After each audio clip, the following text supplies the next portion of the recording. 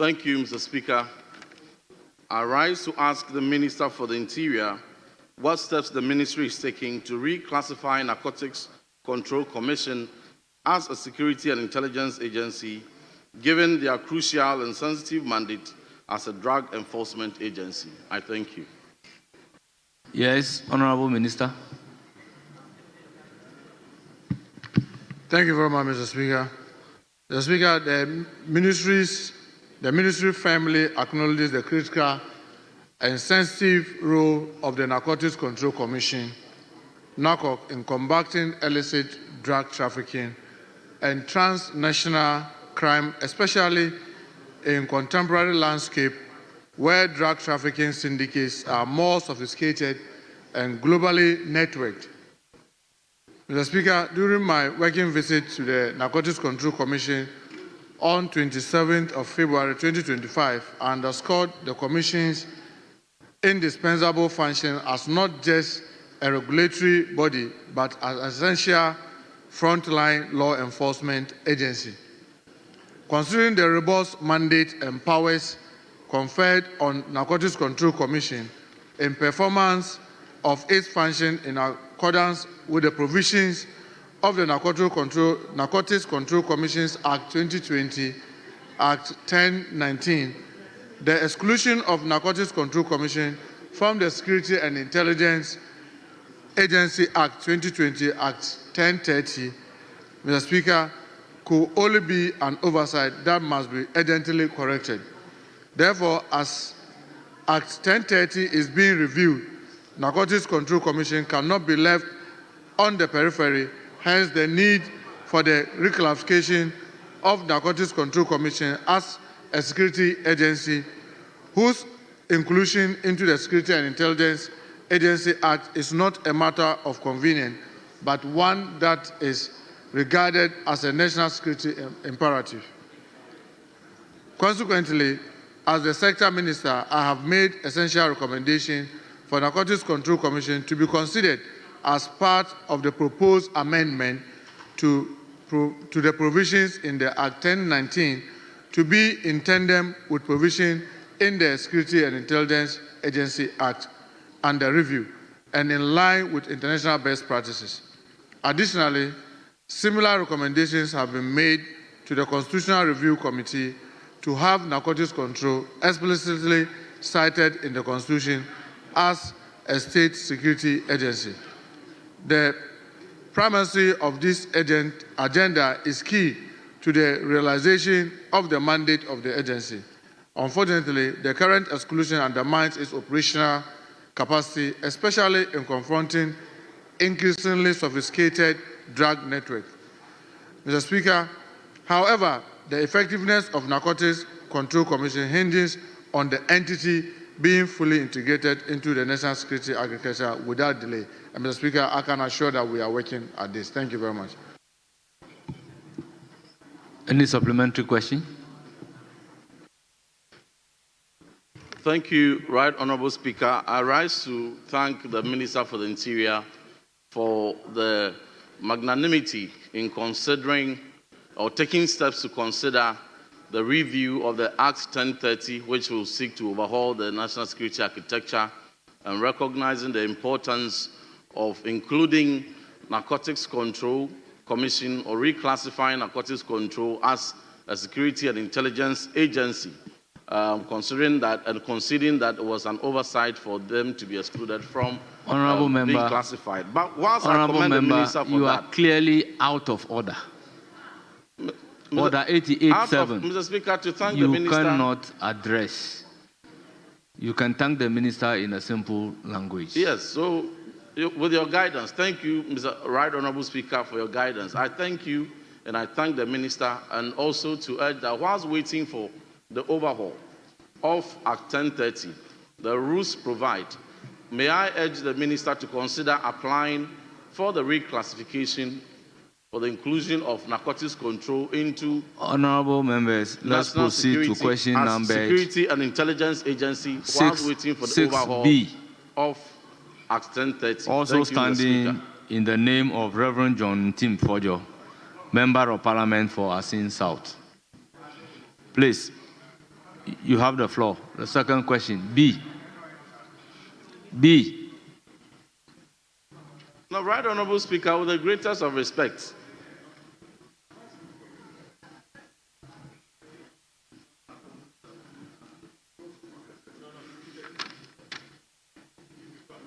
Speaker,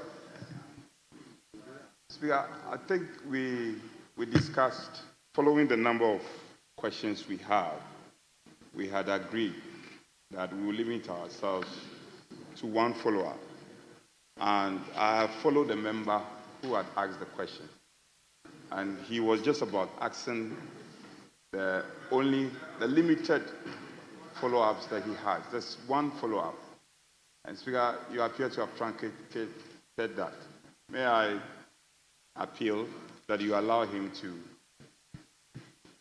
Honorable Chief Whip. Honorable Chief Whip, you, the leaders, must guide me to do business in the House. Standing Order 88.7. And I read, a member in asking a question shall not address the House, raise any argument, C, offer an opinion. So whatever needed to be done is not in the ambit of the member asking the question. So strictly speaking, when you pose the question as stated in the order paper, you are entitled to a supplementary question. And a supplementary question must not be addressing the House, must not raise any argument, must not offer an opinion. So by the rules, if you have an opinion to offer, probably you may have to engage the minister. Yes, Speaker, with respect to you, I don't think this is a matter we should belabor.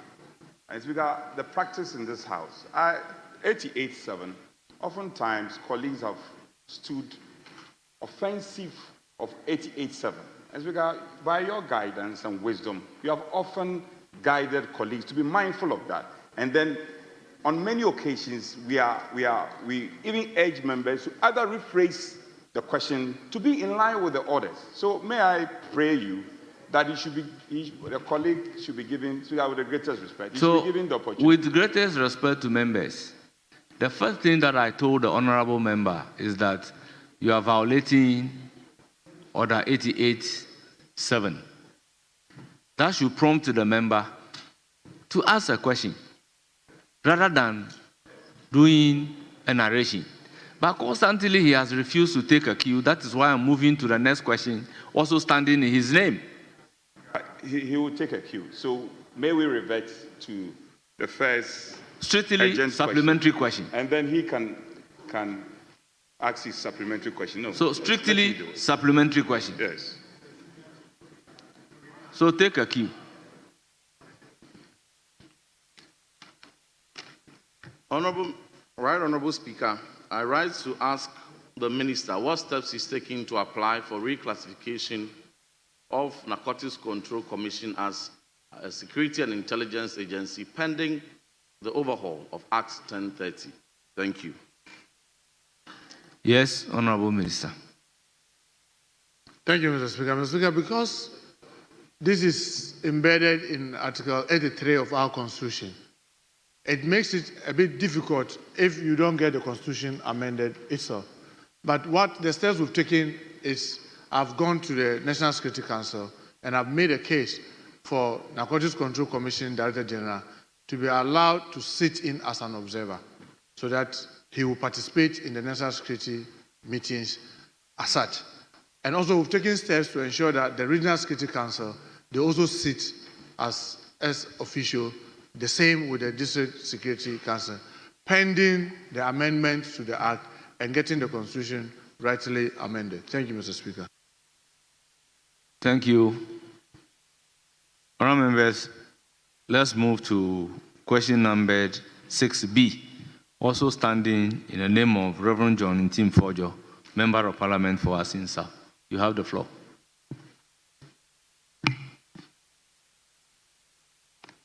Right Honorable Speaker, I rise to ask the Minister for the Interior what steps the ministry is taking to procure and install narcotics detection scanners at all critical and required checkpoints at the airports and cargo sessions to replace the broken down scanners to ensure effective narcotics control. I thank you. Yes, Honorable Minister. Thank you, Mr. Speaker. Mr. Speaker,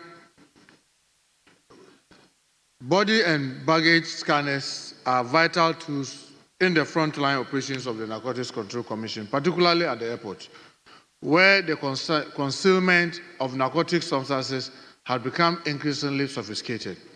Unfortunately, the current state of the broken down scanner at the key airport and cargo checkpoints significantly hampers effective narcotics detection and undermine national and international security efforts.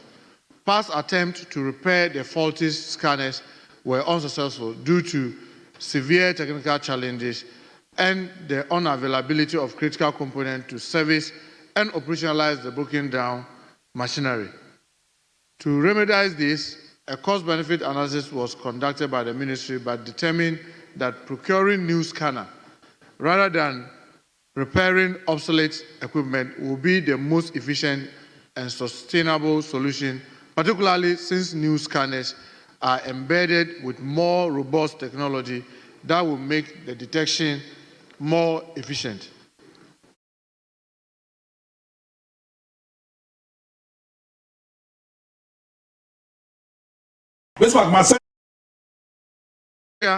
Recognizing the urgency of this matter, the ministry has made dedicated budgetary provision under the security sector retooling program to procure advanced body and baggage scanners to enhance the operations of the agency for improving the ability of Narcotics Control Commission to detect and intercept illicit drug, but also for aligning Ghana's counter-narcotic effort with international best practice in airport security and trade facilitation.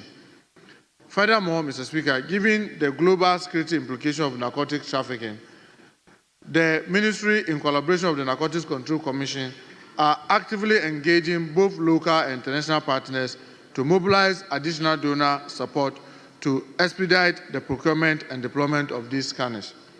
This intervention points to the urgency with which the government and Narcotics Control Commission are poised to achieving effective fight against drug trafficking at our airports and therefore demand the immediate replacement of outdated and non-functional scanners with modern detection technology. Thank you, Mr. Speaker. Supplementary question. Thank you, Mr. Speaker. Considering the fact that given the broken down scanners at the ports, narcotic substances could easily transit our ports and posing a significant risk to our collective fight to ensuring zero tolerance to narcotics, when can the ports be installed with effective and running scanners to ensure our ports do not become transit points for narcotics? Thank you. Yes, Honorable Minister. Mr. Speaker, yes, I acknowledge the challenges and the concern of honorable colleague, but you know the procurement process has to be followed. But what we are doing in the interim is that we are using these Sniffer dogs, and each time we see substance that looks like drug, we try to get it to laboratories to test for its for confirmation or otherwise. So yes, I know that having the scanner at the airport will have been an excellent one, but because of this challenge and having to go through the procurement process, which is delaying, we are currently using Sniffer dogs to enhance the tracking and search for possible drugs at the airport. I can assure my colleagues that as soon as funds are available, we'll make sure that we procure this because it is so important, not just for only narcotics cases, but for all other cases like people who are smuggling gold and smuggling other things that are not supposed to be smuggled at the airport. Thank you very much, Mr. Speaker. Thank you.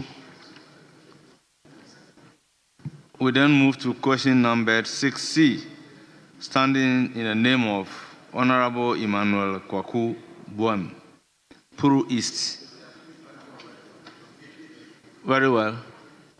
Yes. Speaker, the honorable member for Pro East, it's a member of his caucus, and they are presently engaged with the trade ministry.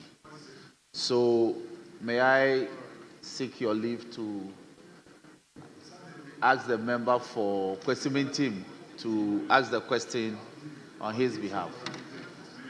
Mr. Speaker, I thank you for the opportunity.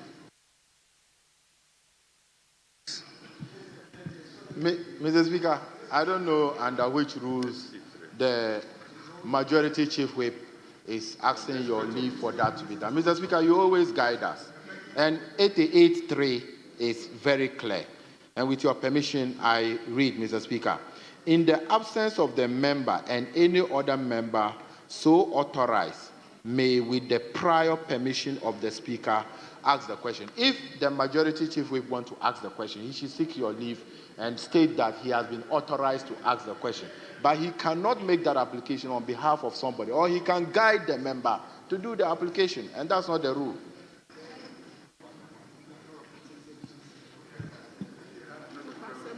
Mr. Yes. Speaker, my brother Habib didn't listen to me carefully.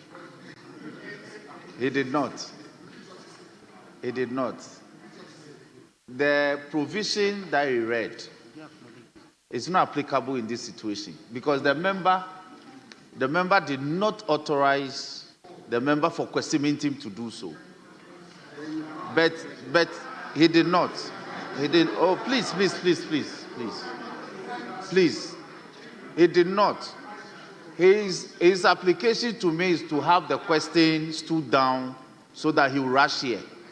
But I think that given the nature of the business, I want to seek your leave to get the member for questioning team to ask the question so we can make progress. Honorable Majority Chief Whip. Please. So, Honorable Majority Chief Whip. yes, Mr. Speaker. Does the member for questioning team has the authority of the questioner?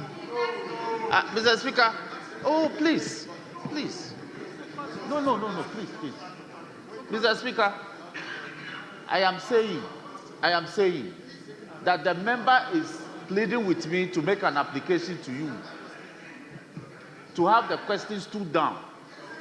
So he will rush from the engagement with the ministry, with his caucus, and be here to have the question asked. But given the nature and the speed at which we are moving, I fear that he may not come to meet the House and meet the minister to ask the question. Well, I will want to. So my prayer is that. Honorable Chief Whip. Mr. Speaker, I would prefer having the questions stood down. If he's not here, by the time we finish with the urgent questions, he must do well to authorize a member to ask the question. I'm so grateful, Mr. Speaker. Let's move to question numbered 6D, standing in the name of Honorable Professor Kingsley Nyako, Member of Parliament for Kwadaso. You have the floor. Mr. Speaker, with your indulgence, I would like to seek some amendment on the question because what I have in my hand, I've seen some minor changes. So if you allow, then we can do that before I ask the question. So if you come to... Well, I do not know the nature of the amendment and whether or not the nature of the amendment will change the intendment of the question. Please, it won't. Typo, sorry? It won't. Some typographical errors. Yeah.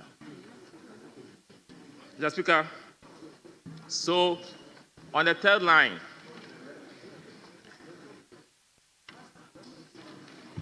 Honorable Member, Mr. Speaker, you know the rule is that when you file a question, sometimes the person who is going to admit the question may advise on certain changes. So if the amendment that you are seeking to do will not change the intendment of the question, I would advise that you proceed to ask the question as Thank you. per the order paper. Thank you very much. So I rise to ask the Minister for the Interior the current state of investigations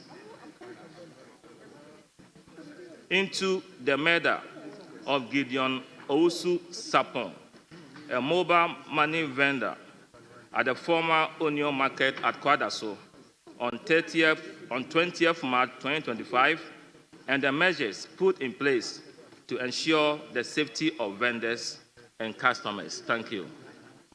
Yes, Honorable Minister.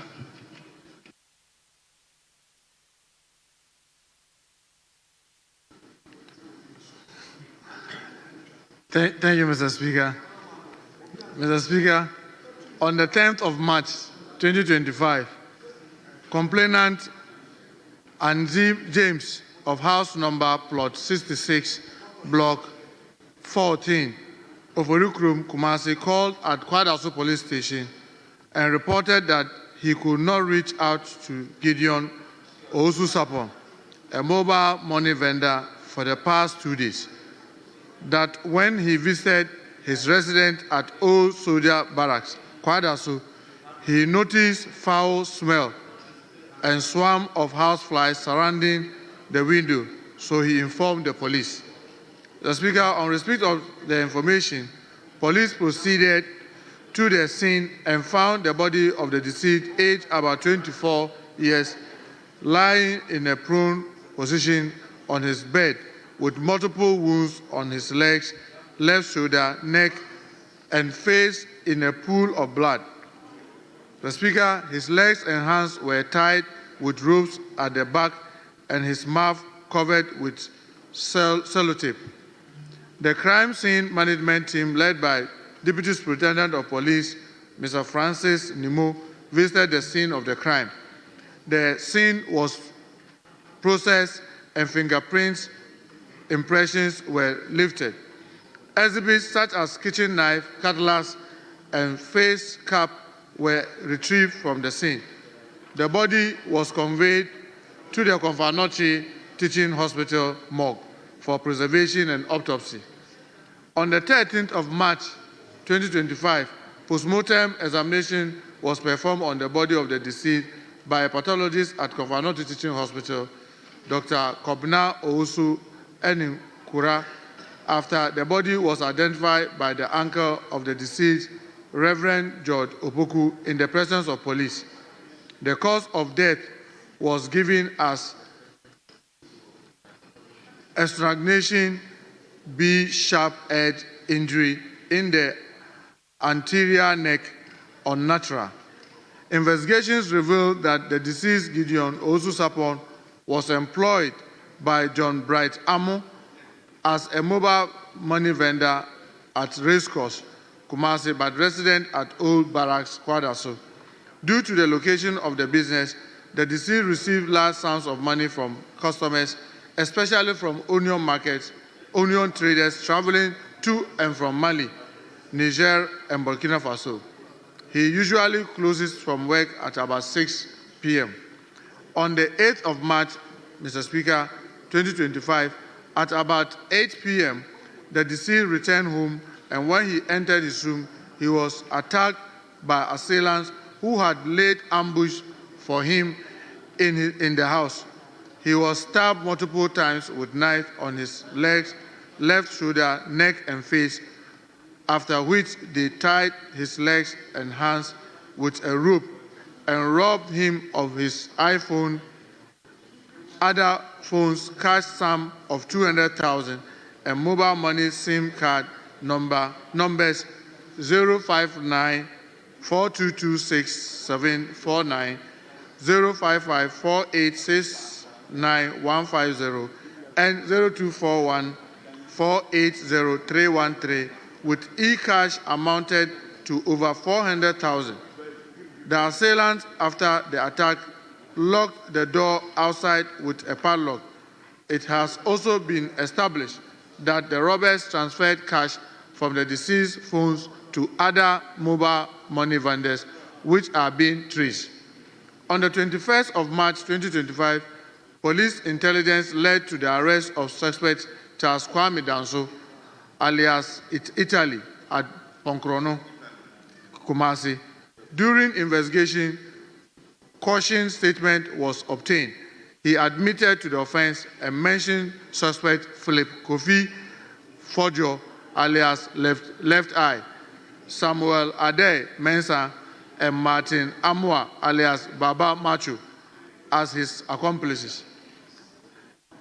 Suspect Charles Kwame Danso, alias Italy, led police to arrest suspect Philip Kofi Fodio, alias Left Eye, and Samuel Ade Mensah at Etimetim, Kumasi. They both denied their involvement in the offenses. However, they admitted to being friends to the suspect Charles Kwame Danso and Martin Amwa, alias Baba Machu, who is at large. On the 27th of March 2025, suspect Martin Amwa, alias Baba Machu, was arrested at Mount Tema. In his investigation caution statement, he mentioned suspect Mavis JC as one of the accomplices. On 3rd April 2025, suspect Mavis JC was also arrested at Ponkrono, Kumasi. However, she denied her involvement. Suspects Charles Kwame Danso, aka Italy, Philip Kofi Fodio, aka Left Eye, Samuel Ade, Martin Amwa, aka Baba Macho, and Mavis JC were arraigned before Asukwa Magistrate Court, presided over by Her Lordship Mrs. Ifwa Densi Asare Echre. Charges and facts read, plea not taken. Suspects were remanded into prison custody to reappear on 16 July 2025. Meanwhile, on 17 June 2025, the duplicate case docket has been sent to the Attorney General's Office, Kumasi, for study and advice. Thank you, Mr. Speaker. Any supplementary? Mr. Speaker, I want to thank the Honorable Minister and the Interior Ministry and the Police Service for a very good job done. But I'm pleading with them to expedite the process for justice to be done in favor of a departed brother who lives in the constituency. Thank you, Mr. Speaker. Thank you so much. We then move to question numbered E. Standing in the name of Daniel Nana Ado Kenneth, Member of Parliament for Okre.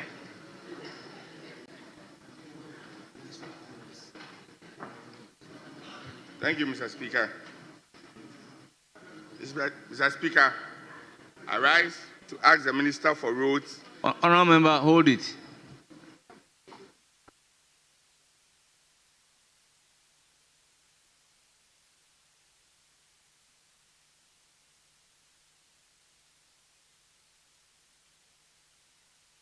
Honourable members, in the circumstances, let's vary the order of questions so that we can take the normal questions for the minister responsible for Interior. We can discharge him. Then we come back to the rest of the urgent questions standing in the name of other ministers. Honourable members, is that agreeable to the House? Speaker, that is so. We are in agreement. Very well. That we vary. The application is to vary the order of questions so that we take normal questions standing in the name of the minister responsible for Interior. Then we can have the minister responsible for Interior discharged. Then we bring in another minister who will also answer urgent questions and proceed to answer normal questions. Mr. Speaker, as much as we might not have the difficulty in it, but the majority front bench should learn how to engage us in some of these things. If we are engaged, we won't have any difficulty in doing so. But because if you want to vary the order of business to go to questions rather than continue with agent questions, learn to engage us so that we agree and then we can have this thing flowing. But for you to just do it as if you can just say it. And it your is point okay. is well noted, except that is a suggestion emanating from the chair. That is why I am asking whether we are in agreement with it. So, Mr. Speaker, we have no difficulty because, the minister responsible for interior is a former leader. We have no problem. We have that respect for him. But the front bench, the majority chief whip, should learn how to engage us. So, honourable members, with this, yes, Chief Whip? Speaker, I thank you for the opportunity that the application didn't come, in fact, the request didn't come from the majority front bench. So we are adding them that the business Very well, to very take well. on that question. Honourable Daniel Nana Addo Kenneth, we'll come back to an urgent question where you have your turn to pose the question to the road minister. So, honourable members, let's move to question numbered 148, item numbered 7. Yes? Mr. Speaker, question number 148. I have the authority of the member to stand down the question. Very well. Question numbered 169. Standing in the name of Honorable Frank Asedu Bequin. Suhum.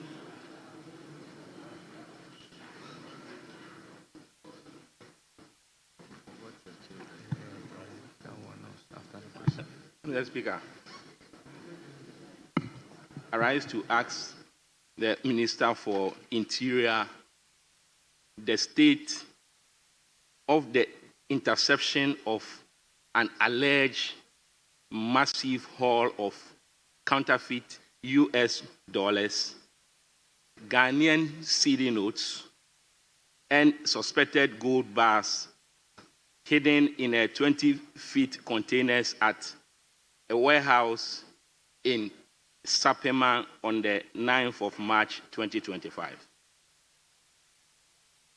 Yes, Honorable Minister, you have the floor. Thank you, Mr. Speaker. Mr. Speaker, in March 2025, security operatives acting on intelligence report successfully intercepted suspected counterfeit US dollars and fraudulent gold bars stored in a shipping container located at Sepeman area. Mr. Speaker, following established security protocols, the exhibits were securely protected. Later, in the interest of accountability, the media, an important partner in this effort, was invited to cover the story for reporting purposes. The National Security is also collaborating with the United States Embassy to confirm the authenticity of the suspected counterfeit currencies. At the same time, there is a collaboration with the Bank of Ghana and the Ghana Gold Board to confirm the authenticity of the intercepted gold bar and Ghana cedis. Mr. Speaker, it is worth mentioning that the operation was initiated following days of monitoring and tracking the modus operandi of the suspects. However, on the day the swoop was taken, the prime suspect had escaped before the security personnel arrived at the scene. However, investigations is ongoing to identify the suspect and their agent and the extent of the operation. Thank you very much, Speaker. Any supplementary? Can the minister name these suspects? Can you name the suspects? Mr. Speaker, as you may know, because of the nature of the operation, at this stage it's not possible to name the suspect because we are still trying to apprehend all those involved. But what I can tell you is that the lead person is not even a Ghanaian. But we believe that he has collaborators who are Ghanaians that are facilitating this kind of operation. So if you notice, I'm sure you may have some information. Where we find the containers, we've still left it in the same compound. We've only provided security men and women guarding to make sure that we ourselves don't even tamper with the content of the container. So you can be rest assured, once the investigation and the operations is over and we are able to apprehend all those involved, we will put their names, definitely they will be before court and their names will be known. Thank you, Mr. Speaker. Thank you very much. Honourable members, let's move to question number 171. Yes. Thank you, Mr. Speaker. Mr. Minister, in your answer, you did say that you were collaborating, the National Security was collaborating with the U.S. Embassy to authenticate the currency, that's the U.S. dollars.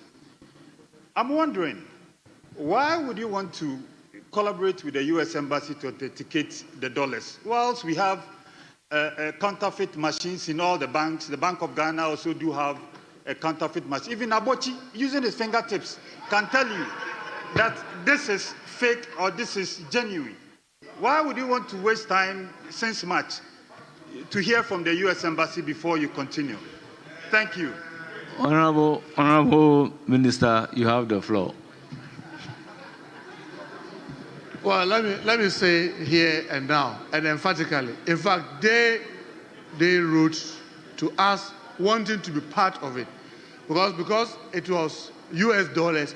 They wanted to be sure the route and how these guys get to even do what they were doing. So they wrote to us wanting to be part of the operation. That's why I told you that when it came to the issue of the counterfeiting, our reliance was on the Bank of Ghana and the Gold Board for the gold. But they invited themselves in by writing to us that once the US dollar is mentioned, they want to be part of it. And as you may know, because I know you're a former ambassador, when it comes to the US dollar, the US don't joke with that currency. Anywhere in this world where the currency could be affected, they want to be there and they want to protect their currency. And that's why they came in, but not because we have doubt and we believe that they were the only people who could authenticate it. No. In fact, they wrote and wanted to be part of it because they want to be part of the investigation so that if there's a syndicate that is related to their citizens, they'll be able to break the syndicate. Thank you very much, Mr. Speaker. Question number 171. Standing in the name of Honorable Frank Asedru Bakwin, Member of Parliament for Suhun. Thank you, Mr. Speaker. I rise to ask the Minister for Interior to provide an update on arrests made on 4th of March 2025 on the Cape Coast to Takoradi Highway in respect of some substances alleged to be illicit drugs. Yes. Honorable Minister.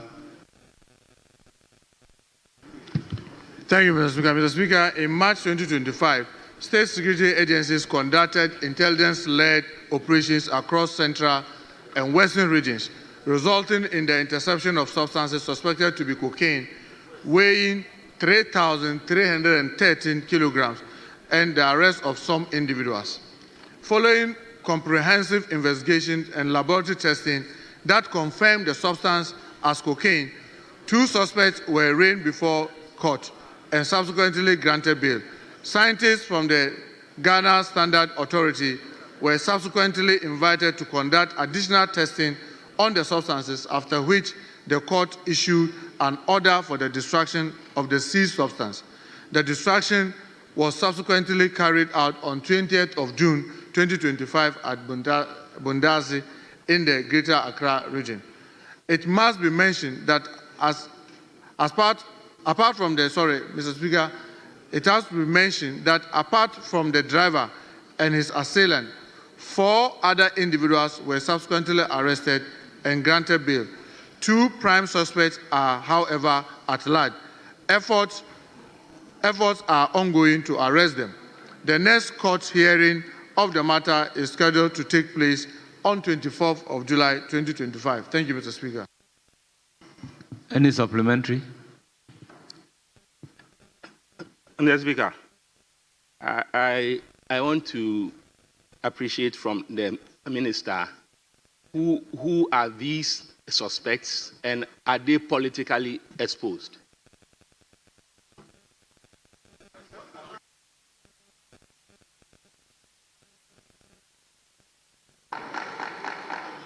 Well, Mr. Speaker. Honourable members, order.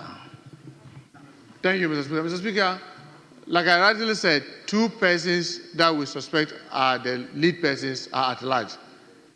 And it is the reason why you don't put the names.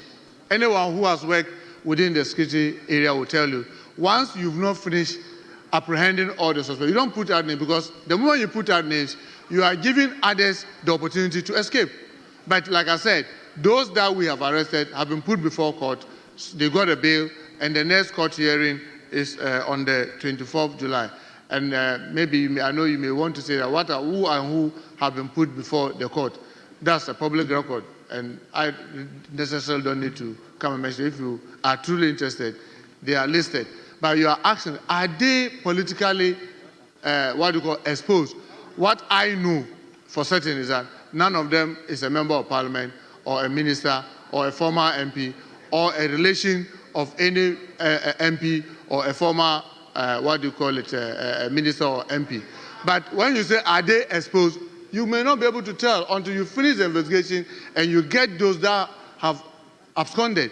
Then you may try to say that, are they linked to any person or that person? But for now, all those that we have in hand, I can assure you that none is a member of parliament or a former MP or a minister or a former minister or a known party activist. Thank you, Mr. Speaker.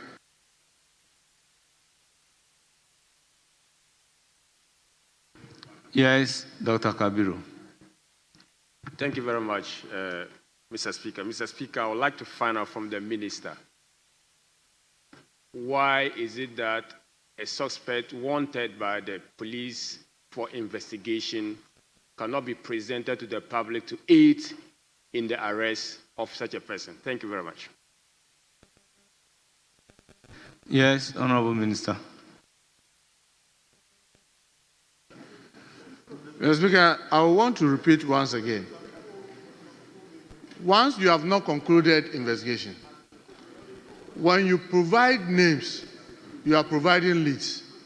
When you are done with investigation, you even publish them as wanted, because now you are done and you are certain that this is the complete syndicate or those that you are looking for. You then even advertise that these are wanted individuals. You can use Interpol, which our country is a member, to even track them if you know where they are. But at the time that some of them are at large, putting out names is not useful. You jeopardize the investigation. But once it's done, they are sometimes even put as wanted list, on the wanted list, and on the Interpol list for tracking and possible arrest wherever they find themselves in the world. But we are not done with the investigations. And you always want to believe that these are not just mere persons who just do this. Sometimes the connivance are with people even very close to the enforcement agencies.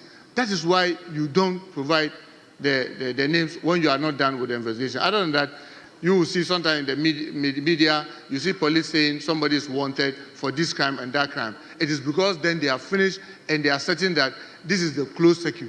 But when you are not done with that, you don't put out the names, because when you do that, you are compromising your operations. Thank you, Mr. Speaker. Honourable Nyindam, you have the floor. Thank you, Right Honourable Speaker.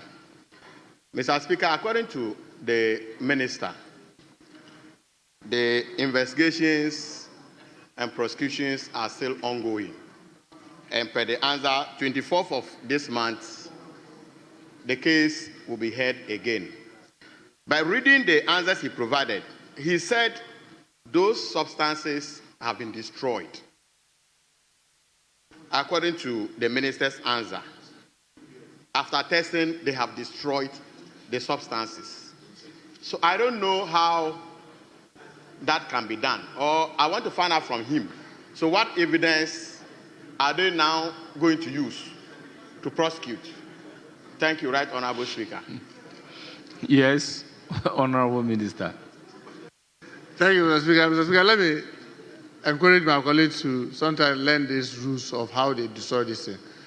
On our own, we can never take the drugs and go and destroy it. We have to secure a court order. So when you arrest, it's been tested, you do a second test like as indicated, it's confirmed. You now notify the court that yes, this has been confirmed. So if, for example, you are looking for Honorable Nindam over 8, it's confirmed that it's cocaine. So the issue about 8 is no longer an issue. It's when you are investigating, you are not certain whether it is or not. That's where you keep it.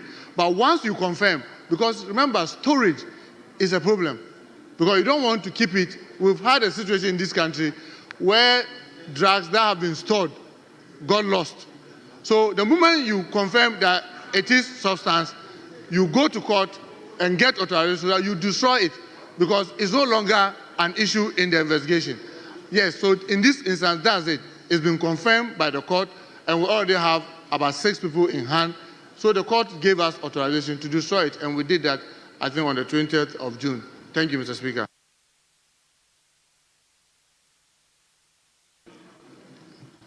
Yes. Yes. This may be the last supplementary question. Thank you very much, Mr. Speaker. Right, Honorable Minister, I think the question that Honorable Nindam was asking for is the evidence of the destruction. Is it possible that you can provide evidence of the destruction or the people that witnessed that destruction? I think that is what you wanted to find out. Honorable member, we all heard the question posed by Nindam very clear. His view was that once the people are not tried, some are at large, why should you destroy the evidence? And the minister has answered that question to the effect that it has been tested and certificated, and the court order was to destroy it. We lived in a country where exhibits were lost, so they don't want to keep this exhibit for long. So I think the question has been answered by Honorable Nindam. Please, Honorable Speaker, Minority Whip, you have the floor. Let me attempt not to stand in breach of Order 88.7. It's quite interesting, the revelations given by the minister. Is it the case that the order from the court was based on application from the ministry, and there is evidence of the court order that prescribed the destruction of, in this context you can call it cocaine, because you have confirmed that the substance was confirmed as cocaine. Are you able to give us these further details? Yes, Honorable Minister. Thank you, Mr. Speaker. Mr. Speaker, yes, it was done publicly. In fact, it was even announced that on this day, this time, and the media covered it. I want to believe that if you Google now the destruction that was done on 20, you should find it, because it was something that was done publicly. But usually this is what normally happens. You have a number of substances, some of them Indian hemp, others, you keep saving. Now, when you secure court order to destroy them, you put them together. So for example, you go, you've confirmed everything, and the court order has been given for destruction. You announce to the public, you carry the media, and most of the time when we are doing this, our international partners are interested, and they also come to observe and to ensure that truly it's destroyed and destroyed properly. So I want to believe that if you Google, you even find evidence of the video. But if it is the will of the House, why not? I can provide some of the videos for you. I'm sure the Director General is behind me. He may even be interested in WhatsApping some of the video that maybe I'll be able to WhatsApp to the minority leadership immediately. Thank you very much. Yes. Can we end the supplementary with Honorable Nindam based on our agreement?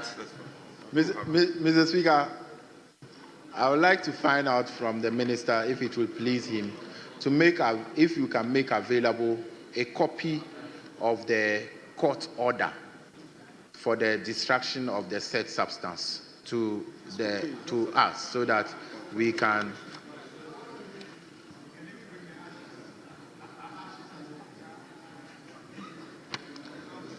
Honorable member, the law that this House passed. Honorable member, the law that this House passed stipulates how These exhibits are supposed to be destroyed.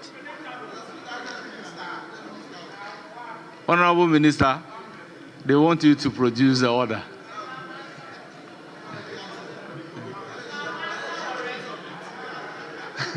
Mr. Speaker, I can assure the leadership and the table office I'm going to WhatsApp the court order to them immediately. I'm saying that I've just asked that they should scan and send it to me so that I'll send it so that I don't even need to go out and later bring it so that I can WhatsApp it. So when I WhatsApp it to the table office, they will print and make copies for you.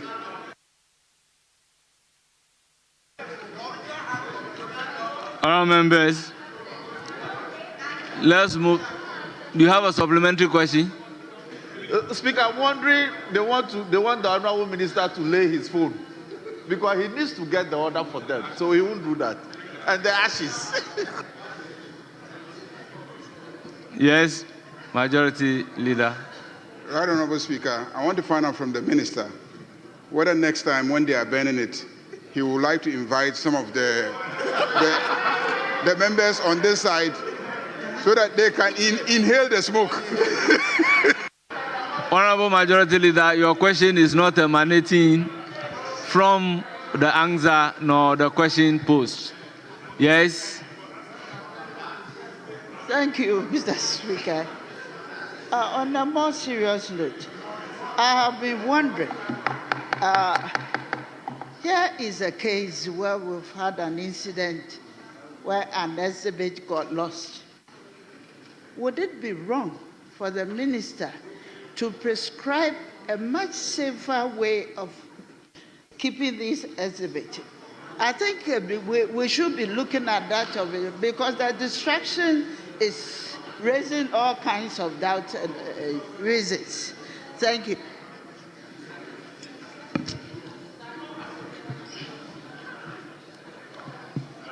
Honorable Minister. Mr. Speaker, I can assure my colleague that the law has made adequate provision as to how we keep them. But each time we have them, and for example, we have insisted that let's not keep this exhibit for long, for the possibility of individuals ever thinking of tampering with them. Because you see, we have exhibits room, where each day when there's activities, you open and then you keep for safekeeping. Now, if you keep so many of them there and it is tampered with, it becomes a problem. Yes, there are cameras, there are all the things. If you have to open the safe, all the protocols are there. But remember, we are dealing with human beings. So our practice is that don't let it stay for long. Take the necessary steps, go to court, get the court order, and then it gets escorted in the public, in the glaring eye of the public. You invite the media, invite the international partners. There's a UN organization that's interested in what we call drugs and crime. They will come and observe. The UNDP, a lot of the others, Interpol, you invite all of them to come and see what the court order is and the substances in individual. It is checked. So, for example, this one that we said, 3,313 kilo, it will be checked that truly that's the 3,313 kilo. All of them will be checked before the distraction. So there's a law governing how it is done. So I can assure you that it is not done in the night. It is not done in secret. It is not done in a back room somewhere. It is done in an open where everyone who wishes to be there is there. And like the majority that suggested, maybe the next time we are going to do distraction, Mr. Speaker, with your permission, we could invite some members of parliament to come and observe the process so that they can appreciate what it takes through to distraction. Thank you, Mr. Speaker. Thank you. Question number 171. Standing in the name of Honorable Frank Asedu Bequin. Honorable Member, you have the floor. Mr. Speaker, 172. 172. 172, yes. Mr. Speaker, I rise to ask the Minister for Interior the current status of the implementation of the national security strategy outlined by His Excellency Nana Addo Dankwa Akufo-Addo in 2020. Yes, Honorable Minister.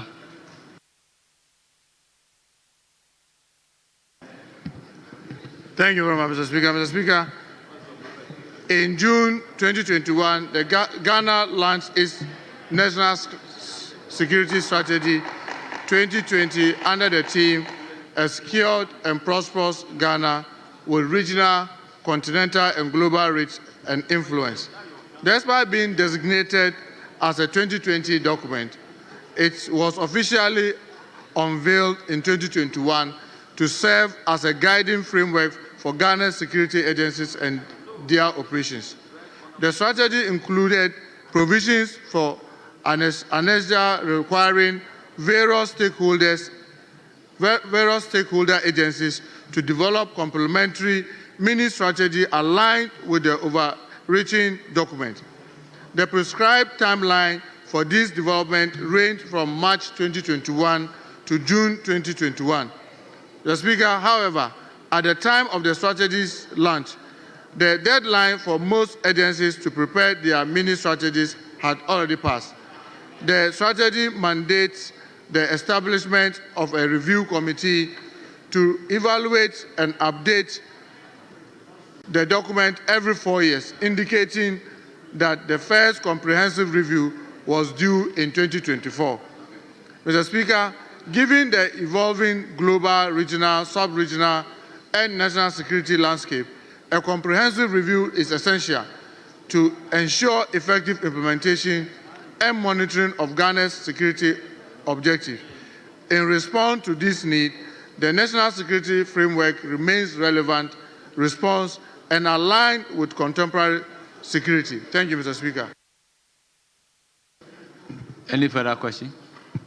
Yes, I'd like to appreciate from the Minister if the ministry will consider implementing the strategy and reviewing it as time goes on. Yes, Honorable Minister.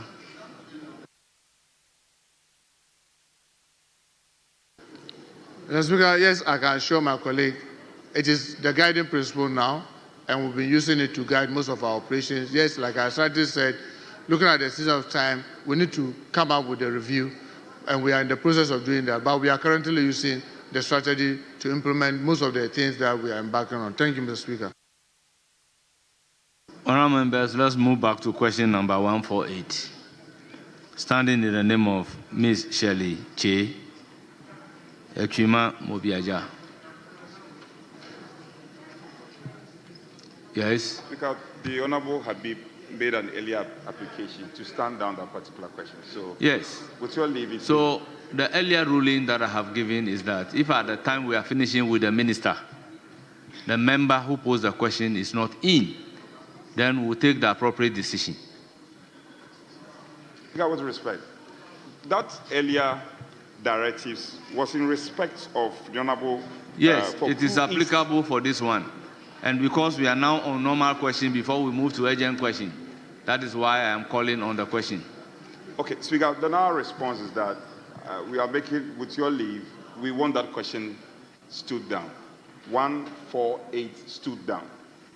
Yes, that is why I'm saying that the question can only be stood down so long as we have other questions for the minister. But as we speak right now, apart from question number 148 and urgent question number C, we have no further question for the minister. And these are the two questions stood down. So should we take a decision on the two? Mr. Speaker? Yes. My indications are that 148 will be withdrawn. Then the 6C, yes, which was stood down in the name of Honorable Buam. Honorable Buam is here. So we may have to go back to urgent, so he can ask this question. Very so well. The Honourable Minister So, can question numbered 148 is hereby withdrawn. It's accordingly withdrawn, Mr. Speaker. I Very thank well. you for the opportunity. Question number 6C. Honourable Member, you have the floor. Thank you very much, Mr. Speaker. I would want to ask the Minister for Interior the concrete steps the ministry is taking to curb armed robbery, attacks, and violent attacks on the Edra-Yeji stretch.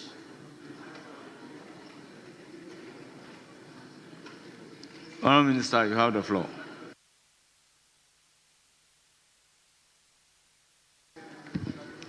Thank you, Mr. Speaker. Mr. Speaker, I wish to state that the Asante Regional North is one of the newly created regions, which was commissioned on the 18th of July 2023. Below are the activities undertaken with some challenges faced. Edra, Yeji, and Sechidumasi Nkuranza stretch. The Speaker, currently, Edra Command operates one snap checkpoint at Kesey, a barrier at Kasey, a barrier at Droma Kuma, with one FPU patrol team between Kasey and Droma Kuma on the Edra Yeji stretch. The command also plans to set up additional snap checkpoints at Edra Nkwanta, Kuruntihini Junction, and Prison Junction to be supported by a patrol team in the Edra Yeji stretch of the route. We have also deployed 50 police officers well trained on highway robbery on the Yeji Atibobo stretch and provided an additional pickup vehicle to support their operations. Mr. Speaker, the challenges that we have are additional manpower and vehicles that are needed on the Edra Yeji stretch and Edra Nkuranza stretch. Additional snap checks are also needed, and 2 patrol teams are also being considered at Ebuem and Bayere Nkwanta on the Edra Nkuranza route, and another for Sechidumasi Nkuranza and Sechidumasi and Yinasu Buama route. Mr. Speaker, Mompong Edra stretch. Mompong District operates 2 snap checkpoints at Santaso Bridge